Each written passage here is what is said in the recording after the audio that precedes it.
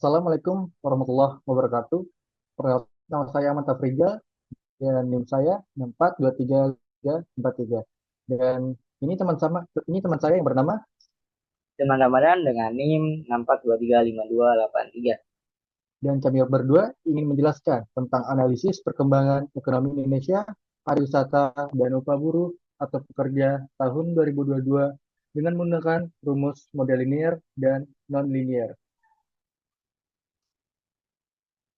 Tujuan dari proyek ini yaitu memberikan gambaran dua indikator ekonomi utama. Yang pertama, perkembangan pariwisata pada bulan Februari 2022 dengan topik analisis tren kedatangan wisatawan, faktor musiman, dan dampaknya terhadap ekonomi lokal.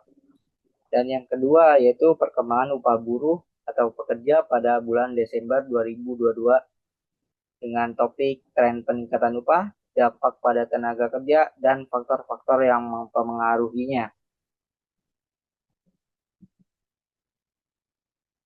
Dan ini yang pertama, perkembangan wisatawan di Indonesia Februari tahun 2022.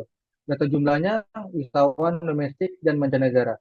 Terdapat peningkatan signifikan pada kunjungan wisatawan mancanegara dari 9,34 pada Januari sampai Februari 2021 menjadi 30,59 ribu pada Januari sampai Februari tahun 2022 atau meningkat sebesar 259,59% pada bulan Februari tahun 2022. Jumlah kunjungan mencapai 18,46 ribu dan sebesar 151,98% dibandingkan Februari tahun 2021. Dan ini adalah tren bulanan dan tahunannya. Grafik menunjukkan pola musiman, di mana terdapat peningkatan kunjungan wisatawan pada bulan-bulan tertentu. Misalnya Agustus 2021, terlihat lonjakan. Faktor-faktor musiman yang mempengaruhi kunjungan ini bisa berasal dari periode di negara asal wisatawan, atau adanya acara khusus di dunia yang menarik perhatiannya. Analisis linear.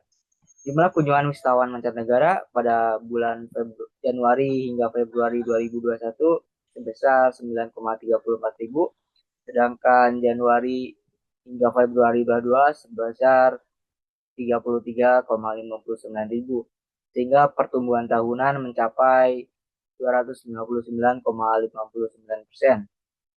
Berdasarkan peningkatan dari Januari ke Februari 2022 sebesar 21,91%. Jika kita asumsikan bahwa kenaikan 21,91% terjadi secara konsisten, kita bisa memperkirakan pertumbuhan untuk bulan Maret dan seterusnya menggunakan rumus Y sama dengan M plus C. M adalah rata-rata peningkatan bulanan dalam hal ini yaitu 21,91% dan C adalah jumlah kunjungan pada bulan sebelumnya.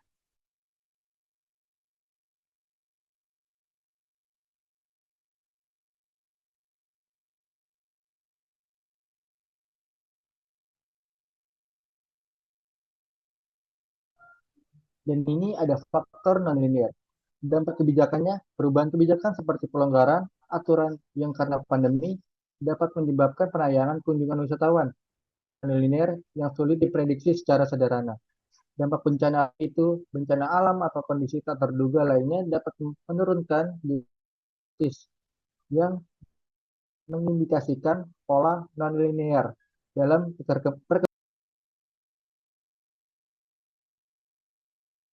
Kasus yang kedua yaitu perkembangan buruh atau upah pada bulan Desember 2022.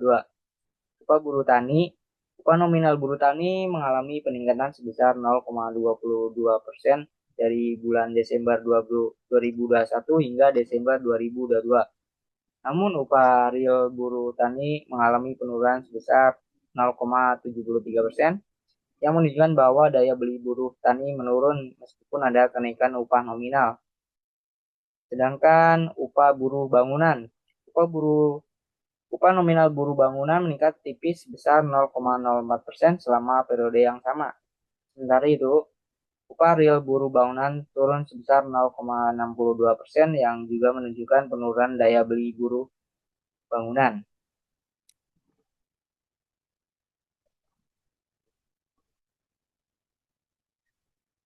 dan ini analisis linear. Satu, upah nominal buruh tani Desember 2021 sebesar Rp57,870.000. Desember 2022 sebesar Rp59,226.000. Pertumbuhan tahunan sebesar 0,22% per bulan. Dan yang kedua adalah upah nominal buruh bangunan.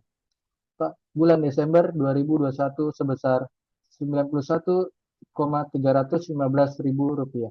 Desember 2022 sebesar Rp94,072.000. Kenaikan tahunannya adalah sebesar 0,04%. Nah, dan ini misalnya jika kenaikan rata-rata tiap bulan dihitung, kita dapat menggunakan rumus sama dengan MX tambah C.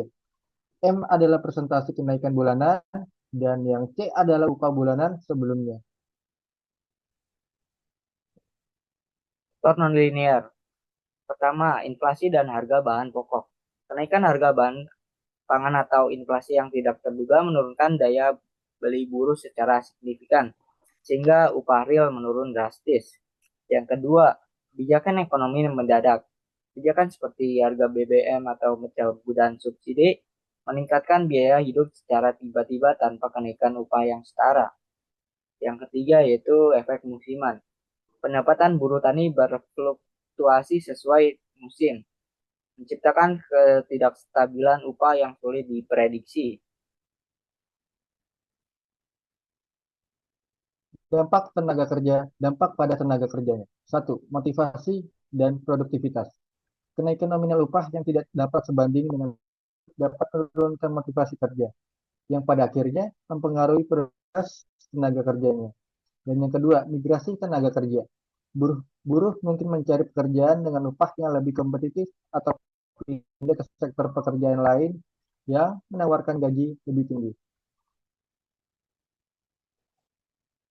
Kesimpulan dari kedua kasus ini yaitu menunjukkan adanya tren positif dalam peningkatan kunjungan wisatawan mancanegara serta kenaikan upah nominal buruh tani dan buruh bangunan.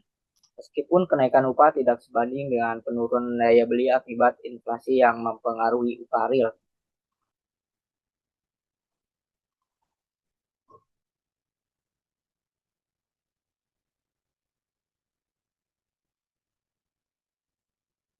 Sekian dari presentasi kami berdua.